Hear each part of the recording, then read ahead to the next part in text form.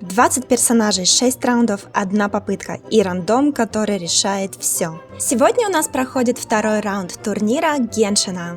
Я проведу 6 раундов среди всех своих 19 прокачанных ивенток и одного джокера, чтобы определить самого лучшего, самого скиллового и самого абсолютного везунчика. В качестве джокера выбрала Чуньюня, своего первого ДДшника на аккаунте, в меру агрессивного и чертовски харизматичного. Посмотрим, поможет ли ему удача занять достойное место в финальном рейтинге. Каждый раунд я рандомно формирую 5 команд и одно задание. Каждый из участников команды, справившийся с челленджем быстрее всех, получает по 8 очков. Занявший второе место по 6 очков. Дальше 4 очка, 2 очка и 0. У каждой команды только одна попытка, и их удача зависит исключительно от моей криворукости и рандомного порядка выступлений. Погибший персонаж выбывает из челленджа, и на его место приходит рандомная замена с полным унаследованием всех набранных очков в предыдущих раундах. Давайте быстренько посмотрим результаты от первого раунда. На первом месте 4 персонажа: Фурина, Скоромуш, Йомия и Чуньюнь. Челлендж на сегодня — победить босса. Сейчас узнаем какого. И это Суани Отшельник. Что ж, пожелаем командам удачи. Мавуика, Эскофир, Аято, Фурина. Fight. Первая команда, причем трое из этих участников уже были в прошлом раунде в точно таком же составе. Выгнали Хайтаму, взяли вместо него Фурину, и, возможно, это и станет ключом к победе. Посмотрим. Все готовы, у всех есть ешки и ульты, хорошее сочетание реакций, гидро, крио и сверху пиро, чтобы наносилось еще больше урона с большими множителями. Мавуика отлично справляется с ролью драйвера, абсолютно эффективная команда, быстро, четко, красиво, все по делу. Остается просто добить босса, он и так уже в нокауте, и это делает Эскофье. 31,5 — это поразительный результат. Вот это они, конечно, ворвались в турнир. Посмотрим повтор. Красивые кадры Мавуики на мотоцикле. И да, урон здесь, конечно, очень чувствительный.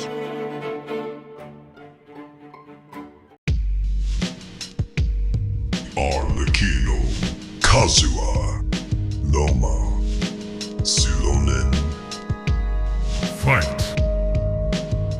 Еще одна команда под пиро-реакцию. Уже меньше набор различных стихий, но 2 баффера под элементальный урон — это, конечно, сильно. Арлекино явно повезло. Сможет ли она что-то придумать с цветочками от Лаумы? Так, пошел жесткий разбаф команды. Казуха включает крутилку, и Арлекино смотрим. Не помешала бы здесь водичка, но водичка является как раз сам враг. Не завидую командам, у которых будет гидро кором команды. Враг стоит, ничего не делает, даже не знает, что ему предпринять, пока команда уже практически заканчивает весь свой бой. О, вот это мы не видели в предыдущем ране, просто не успели. Оказывается, у врага тоже есть свой набор атак, но проводит он их как-то очень лениво и медленно. Это очень близкий результат к первой команде, но немного отстают. Лидерам они уступают всего лишь 5 секунд. И вот они, красивые кадры в ульте Казухи. Прекрасная сочетаемость элементов. Команде удалось найти баланс и использовать на максимум каждое свое умение. Это демонстрирует, насколько Арлекино универсальна и способна работать с любой стихией. Нювелет, Елен, Сенюн, Джомли. Fight. О да, это как раз то, о чем я говорила ранее. Ребятам явно не повезло столкнуться именно таким составом команды против этого босса. Ни одного электро, ни одного пиро. Будем просто наблюдать, как водичка рассеивается по водичке. И посмотрим урон Нивелета. Гидра на гидра, кто же сильней? Дракон или кот? Ну, это даже неплохо для Нивелета. По 10 тысяч? Они явно не претендуют на место лидеров, но просто закрыть босса и получить свое заслуженное 3-4 место, на это они точно могут рассчитывать. Пока у всех тихонько откатываются ульты, Нивелет впускает еще одну заряженку. Время на таймере. Жестоко сообщает, что им не угнаться ни за первым, ни за вторым местом. Ну, думаю, ребята на это и не рассчитывали с самого начала. Из хорошего можно отметить, что где-то треть боя уже точно позади. И если враг не станет предпринимать какие-то более агрессивные действия, то ребята так по чуть-чуть и закончат его. С установой у них точно нету никаких проблем. Да и удобно, когда у тебя главный ДДшник работает от Ешек и от ульты тоже. Всегда есть возможность нанести дополнительный урон. Кстати, Жонг со своей статуей срезает на 20% резисты у врага к Гидро. Может быть, поэтому хотя бы и проходит хоть какой-то урон. Но тем временем у босса остается гораздо меньше здоровья, он сваливается в обморок от переизбытка водички. И здесь есть хороший шанс все закончить последним финальным аккордом. Было бы смешно, если бы от Гидры он становился еще только сильнее и агрессивнее. Но Невилет упорно настаивает на своем, остаются миллиметры здоровья. И да, Невилет заканчивает. Это было долго, но тем не менее эффективно. 1.36. Двойная порция Гидро. Весь экран покрылся брызгами. Здесь красивый момент, как Жонг Ли уверенно смотрит в глаза своему врагу. Sao, Nefer, Jongyun, Raiden. Fight. Интересно, опасная команда. Сяо залетает с воздуха, и может быть это даже ошибка, теряя несколько секунд на то, чтобы просто спуститься. Здесь затесался Чунь Юнь, лидер с прошлого раунда. Поможет ли ему и в этот раз команда набрать побольше очков? Набор по реакциям неплохой, сочетаемость стихий есть. Урон прогнозируется достаточно хороший. Я напоминаю, что каждый из участников команды должен выйти на поле боя и провести свою серию атак, чтобы результат засчитался каждому из них. Здесь у них явно не будет тех проблем, с которым столкнулся Невилет со своей гидропачкой. Даже Чунь Юнь не стесняется наносить свои атаки. Вроде бы команда нашла свою точку гармонии. Я не представляю, что тут может пойти не так. Остается провести считанные атаки. Смотрим окончание этого боя. Чунь Юнь еще раз выходит на прокаст. Нефер ультует. Но что же происходит?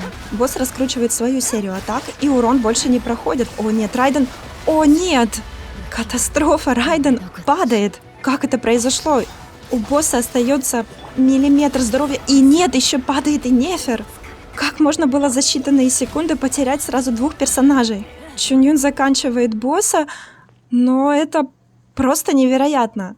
Двое из самых сильнейших персонажей так драматично выбывают из турнира. Давайте посмотрим повторы. Вот повтор того, насколько хорошо и слаженно работает вся команда. Но что же пошло не так? Выходит Райден, ах, понятно, ее замораживает, она не успевает увернуться, и ее откидывает сильной атакой. Это просто ваншот. Здесь что было? Здесь выходит Нефер, выходит в стойку, ее тоже откидывает в точно такой же ситуации. Насколько же опасный и коварный этот босс. И да, вот героический подвиг Чунь Юня — это конец. Flins, Al-Haytham, Yoemia, Scaramouche. Fight. Ладно, несмотря на все потрясение, прошлая команда закончила бой, у них есть результат, это 3-е место. Посмотрим выступление последней команды. И я уже, честно говоря, боюсь за них. У них нет ни хила, ни щита. Это снова набор 4 ДДшников, которые не смогут помогать друг другу наложением каких-либо статусов. Йоми становится в стойку, находясь на безопасном расстоянии, но тут же получает в лицо по 2 волны. Это очень опасно. На смену ей выходит тут же Скарамуш, улетает в небо и наносит маленький урон по врагу, так как у него явно стоит сопротивление к Анему. Выходит Хайтам и не может нанести никакого урона. Флинс, та же самая история. Что? Флинс падает? Как это происходит? Почему это происходит? Настолько неожиданно и настолько быстро. Йоми уходит, но тоже не успевает увернуться от этой атаки. Ее задевает волной, и Йоми больше не сможет принимать участие в этом турнире. Какая драма, какой скандал! В команде остается 2 персонажа, Скарамуш и Аль-Хайтам. Кто из них затащит? Или вопрос в другом, смогут ли они выжить? Тут дело не в том, чтобы показать какой-то хороший результат, а просто хотя бы остаться в живых и остаться в турнире. Хайтам изо всех сил пытается вытащить себя из Скарамуша в следующий раунд. У Хайтама остаются единицы здоровья, на его место выходит Скарамуш. Может быть, как раз с воздуха можно будет загасить врага издалека. но все равно потихоньку приближается вперед. Нет, это конец и для Скоромуша. И мне кажется, мы наблюдаем последние секунды этого боя. Да, к сожалению, так и есть. Это невероятно. Вся команда погибла. Все 4 участника вылетают из турнира, и на их место придут другие персонажи, которых выкрутит рулетка. Давайте посмотрим, что именно произошло, почему босс разделался так легко с каждым персонажем. Вот Флинс, и не успев даже провести до конца свою атаку, он лежит. Йоми была в своей стойке, уходила от атаки, но не успела. Третьим пал Скоромуш, он тоже был в стойке, находился в воздухе, стойка закончилась, и он просто не успел увернуться. Да, он рисковал, но команде нужно было наносить урон боссу. А у Хайтама уже не было никаких альтернатив. И это был только вопрос времени, когда он получит по голове. Насколько же неожиданно прошел второй раунд. Мы потеряли сразу 6 персонажей. Вы можете себе это представить? Но на смену каждому из них придет новый персонаж. Посмотрим, кто у нас есть в запасе. Каждый из них прокачан 80+ уровень. У каждого из них есть своя оружка, арты и прокачанные скиллы. Персонаж замены становится полноценным участником турнира и получает все очки персонажа, которого заменяет. Итак, крутим рулетку. Первой в бою пала Райден. И на ее место приходит Розария. Дальше мы потеряли Нефер.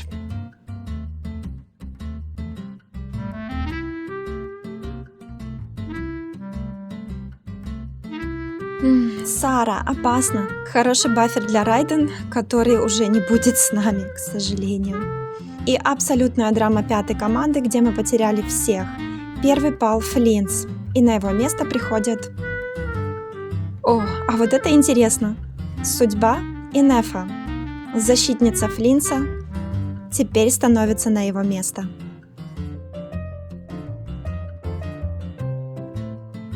Йоэмия выкручивает себе на замену звезду Фишель. Еще один лучник. Дальше Скоромуш. Кого выберешь ты? О, неожиданный вариант. Яо-Яо. Миленький зайчик с хилом.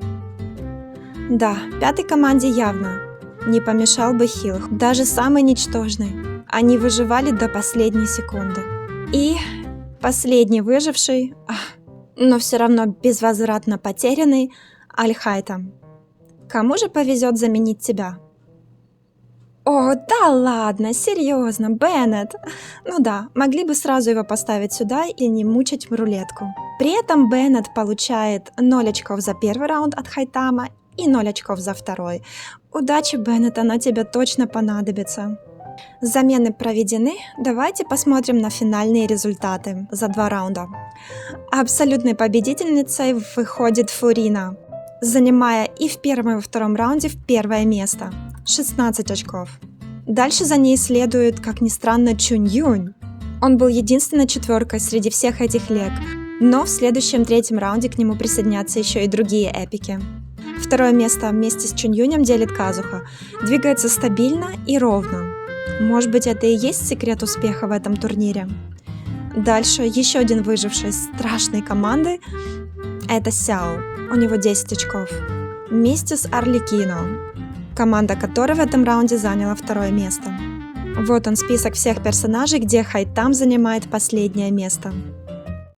Что ж, самая драма у нас позади, эмоции немного стихли. Давайте пообщаемся с представителями команд. От 4-й команды выступает Райден.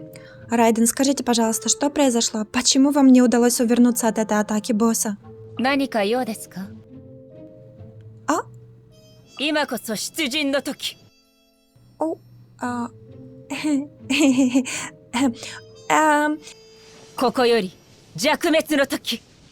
Простите, мы внезапно прерываемся на рекламную паузу, не выходите далеко. Она мечта. Она звезда. Она моя первая авторская модель. Загляни в эти бездонные глаза. Выбирай наряд под настроение. Кастомизируй под каждый эфир. Играй, снимай, стрим. Ютубер-модель Риска от художника Ригера Риски Иска. И она может стать твоей уже очень скоро. Следи за обновлениями. Это концепт-арт, работа над анимацией в процессе. К сожалению, у нас возникли некоторые технические проблемы, так что мы не сможем закончить интервью с Райден. Но тем временем к нам подошел Хайтам. Хайтам, пожалуйста, расскажите, что же с вами произошло? Почему вся команда легла? Как такое вышло? Это же просто невероятно. Скандал, драма. Как вы чувствуете себя?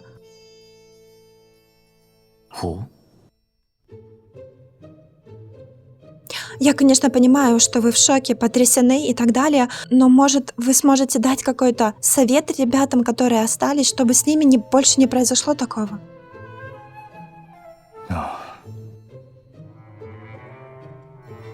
Хайтам, наверное, вы очень расстроились, что выбываете из турнира, я так понимаю.